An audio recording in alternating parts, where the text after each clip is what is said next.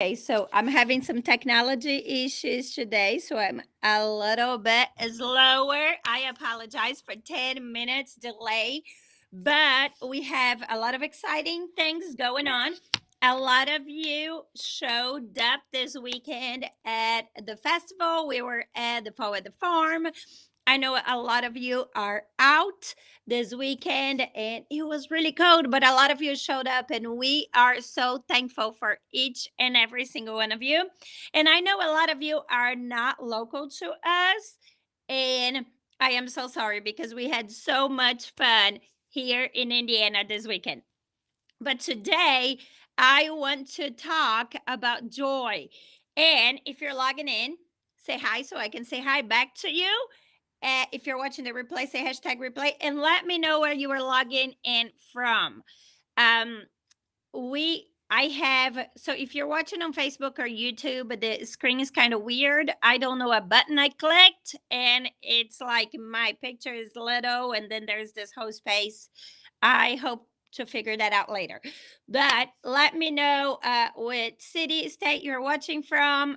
Here in Indiana, it's cold. It's supposed to warm up in the next few days, but I am not in love with the cold weather. So I go into a season where I start to choose joy.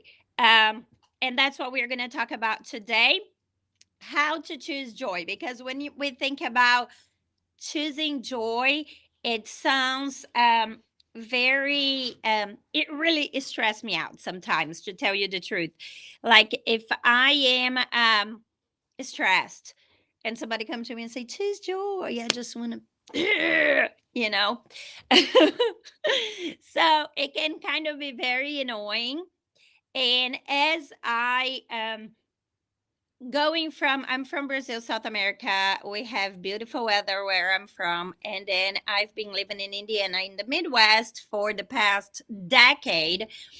So I had to learn through the winter seasons, and I think we can apply that to like phases of our lives. But for me, a lot is actually the season. I had to learn, how do I choose joy when it's 10 degrees outside and I don't want to get out of the house for 6 months and the sun will not show up for 60 days and I need the sun. So I have been really hustling with this idea of choosing joy for the past several years. And that's what I want to share with you guys. And before I start, I want to tell you something. We did a giveaway this weekend.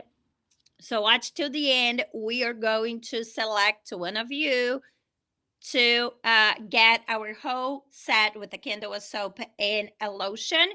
So watch till the end, and we are going to reveal the winner of the giveaway when I'm done talking about joy. Okay. But let's get started. So choosing joy can be annoying, right? You want to choose joy, you want to be happy. Like every single person I know want to be happy, but there is so much in our, so be conscious and so much going on in life and our circumstances that it's hard to choose joy sometimes. But if you really think about, joy is an inside job. Okay. um if you've watched any of our videos, any of our recharge and recenter video, you know I love the Bible because I probably quote the Bible every single video I do. But when I think about joy, it makes me think of the Apostle Paul. Um, when he writes, there's a book in the Bible that is the book of Philippians, and Paul is writing this book and he's in jail. Okay, he's in jail and then he will be murdered right after, and he knows that. And he's writing this letter to a group of people he know, and he talks a lot about having joy and how we cannot put joy in our circumstances. Because if we put joy in our circumstances, let's be real, most of us are not going to be joyful. Like we can think about the economy and being sick and the weather and a thousand different things, people in our life that are toxic or circumstances that are less than ideal. Like we all can think of something that takes our joy away, right? But I think we get confused a little bit of what is happiness, which is a very, I don't know how to say that word in English, but it's a moment, like a momentaneous. Is that a word? Is momentaneous a word? I don't know. Is it, Emma? Yes, okay. So it's like a happiness, it's right there at that moment. And joy is a fruit. It's just something that you have inside of your heart. So you need to disconnect that joy from your circumstances, because sometimes circumstances sucks. And it does. And that's life. And that's this side of heaven. It's messy. So one thing, there are several things we can do to help like really disconnect the happiness versus the joy, right? So I like to think about the Apostle Paul, because he was in a terrible circumstances. He was in prison, and he was about to go. He was going to death penalty, pretty much looking at today's situation, and he was writing about joy. So one thing that I always think about it is that he says, think of things that are excellent and worthy of praise. And it makes me think on how like our mind controls so much of what is going on. And when we are sad, when we're anxious, when we're going to if you have a depression or anxiety, like there is always phases who are better and phases that are worse. And when we go into phases that are hard or circumstances that are hard, we tend to let our mind go away from things that are excellent and worthy of praise. We start thinking about the worst case scenarios, and we lose hope, and we lose everything that brings us that inside joy, right? So that scripture, think of things that are excellent and worthy of praise, it really put us back to like we have control of our thoughts. We do not have control of our circumstances, but we have control of our thoughts. And I know we don't have control at all times of our thoughts. Okay, we don't. Oh, Megan, you're so sweet. Well, I'm not gonna lie. I do use an Instagram filter that makes the light a little bit better. It's not like it does not change our our face, but it changes the light. If you're watching on Facebook, the light is the same. It's what we have here. um. Anyway, going back to joy, I forgot where I was. I have like squirrel mind. Uh, circumstances. So if we cannot control what we think at all times. It's impossible. Like even the most thoughtful, sane person, even the Apostle Paul in prison, he could not control all his thoughts. But we have a little bit control of what we choose to think. So when I go take my kids off to the bus in the morning and it's mid-October and I'm wearing my snowsuit and I want to hate life because winter really takes all the joy out of my life, I need to remember that the trees look pretty and I have air in my lungs and I can walk to the school bus and all the good, and my kids are going to school and they're going to have a great day. So instead of me focusing on what I hate the most, I focus on the things that would be complimenting and things that are excellent and that are worthy of praise. I have two beautiful kids that are walking to the bus with me, right? So that when we say choose joy is not on like living in la la land and just being happy forever, but really putting our mind on things that are excellent and worthy of praise. And if you are alive, if you are breathing, there's something that you should be happy about it today. The worst case scenario, God gave you another day. If there's nothing else to be happy about, you got a new day and you got air in your lungs. And like we can start with the most basic things. There was one time I was listening there is a preacher. She's a lady. I love to listen to her. Her name is Real Talk Kim. And I was listening to her on Instagram, and she said, if you woke up tomorrow with only the things in your life that you said you're thankful for, a lot of you would be walking and not driving your car. And I said, yes, I never sat and said, okay, I'm so thankful for my car, right? I have a van that has way more Cheerios in the back seat that I would like to assume. And but yeah, I am very thankful that I have a car and I don't have to walk when it's 27 degrees out, right? So, what are the things that we don't think about that if we woke up tomorrow and we didn't have that thing, like how can we be thankful for those things, like your car, the air in your lungs, this necklace I got like 10 years ago, and it's been in my closet for so long, and I took it out of the closet for the first time in probably like 6 or 7 years, and there's nothing fancy about it, but it's just cool. It's turquoise, and that's my favorite color, so I'm gonna be thankful for that. um yeah, you're going to be thankful because you pray for the miracles you have right now. Yeah, children, loving husband, stable home. Exactly.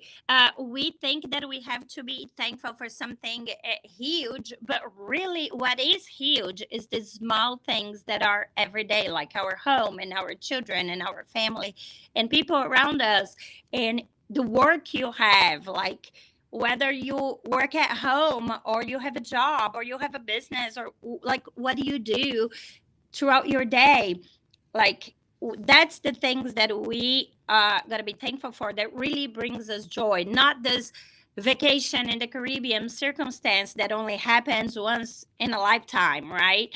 But really our everyday. I think God called me to live to this life today. I met you at the farm. um Oh, I'm so sorry. I am so sorry. He was born beautiful and still sleeping. I am so sorry. And we are going to pray for you. Emma and I, Emma is right here.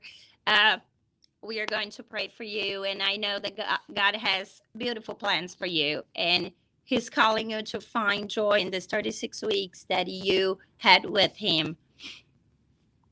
Um, yeah, it's hard. Like sometimes we do have circumstances that are hard and that we do not want to be joyful. And I get it. I've had it. You have it. We all have it. And once again, it's not for us to be like living on la la land and pretending like it's, because when we pretend, and this is, I had few notes um for today, and this is something that I think is very important. I feel like the outside world wants us to fake till we make it, like to pretend that we are joyful. And the truth is, when we pretend anything, whether it's joy, whether it's we are pretending to be somebody we are not, whether anything, fill in the blank. When we pretend, it's an outside in force that is not natural. We have to heal when we go through situations that are hurtful, that are not ideal circumstances. We have to allow ourselves to grieve and heal our hearts from the inside out, because every transformation, whether it is of joy, whether it is of any outside circumstances that you have, it will start in your heart. um, I am, like, I love God and I have a great relationship with my creator, but I didn't start relationship with God until I was on my mid 20s. And I had a huge transformation, I think, because I was an adult and because I was broken, and I've done a lot of things that I that I'm not proud of. So God really had to change my heart from, and He still does it every day. There are things today that I still do, and God's like, we got to fix this.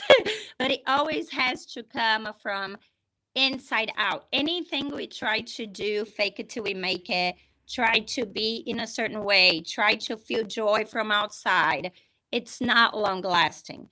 So we really have to heal, allow God to heal our hearts. We really have to allow us to feel the feelings we are feeling before we can feel that joy coming out. And then we will look at circumstances that are less than ideal, and we will be able to find the good things that we have even in the midst of those circumstances.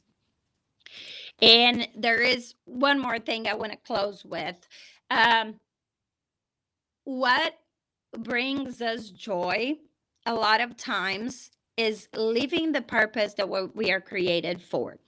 And I think that's where we can find hard circumstances to be transformed into something beautiful, because God does not waste anything, right? We all have hard circumstances, and those circumstances are going to be used to bring joy to others and to ourselves.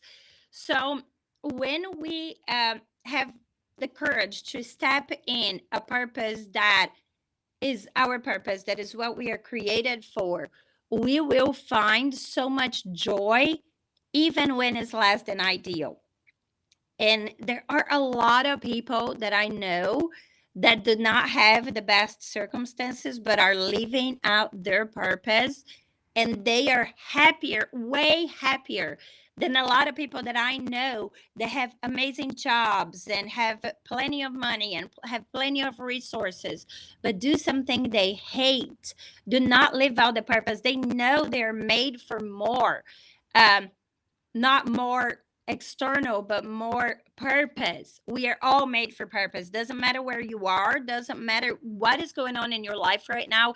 You have a purpose. You're not a filler in the world. You are created with a purpose, and all the circumstances you had will push you even farther to fulfill your purpose, and that purpose will bring you joy, because you are going to be, it's going to be aligned with God's plan for you, which is always better. Like his ways is always better than our ways. He always have more abundance, more joy, more love, more peace, more patience, more kindness, more goodness, all the fruits of the Spirit. He always have more than what we have. Like he is abundant, and we are not. We're humans. So when we jump into the purpose that we are made for, the joy just comes out. We just find joy in all the little tiny things, even though the circumstances still look less than ideal. Okay, so let me see if I went through all my notes, because I actually, this all came to me. I was driving. I put a voice note on my phone so I would not forget any important thing, because I feel like we live in a culture now that we are either getting bad news from everywhere, or we are pretending to be happy. And both things, both extremes, are not good. We should not be thinking of things that are not excellent and worthy of praise in the first place. But we also should not be pretending that we live in la la land and life's perfect, because it's not. So we need to be thinking of things that are excellent and worthy of praise, and having hope that our joy is on the hope we have and not on our circumstances, right? So yeah, live your purpose. God has a purpose for you. You were created for a purpose. If you don't know what it is, be patient, because sometimes it takes time, and pray, and God will reveal it to you. It will come to you on a surprise. Like it will come to you when you're less expecting. Okay, so that's what I had for you girls today. I have a giveaway, and I want someone to tell me a number between two, not one, between 2 and 224. So the first number that I see, somebody comment a number between 2 and 224. And that person that is in this number is going to win our giveaway. So number 5. Okay. So number 5 is Becky Marlott. I don't know how to pronounce your last name, so I apologize if I'm saying it wrong, but we are going to text you. I have your number here. Becky Marlott. We're going to text you. If you're watching, just say hi, come here, celebrate. And thank you all so much. If you find this helpful, please share with your friends. Um, we really want to every Wednesday at 11 o'clock, 11:10. We run a little late here. We want to come in here and just pour life and words that are excellent and worthy of praise to you. So please come back, send us messages. If you wanted me to talk about anything, um, send us a message, send us a DM. We are setting something up now that you guys are going to be able to text us. So we'll be sharing this on our social media. You guys will be able to text us with like, please talk about this next Wednesday. But right now, we don't have that system going yet. Almost done. But send us a DM, send us an email, and come here, meet us, talk to us. We want to help you find the joy in all the little moments in your life, okay? I love you all, and I hope you have a beautiful, beautiful day. Bye bye.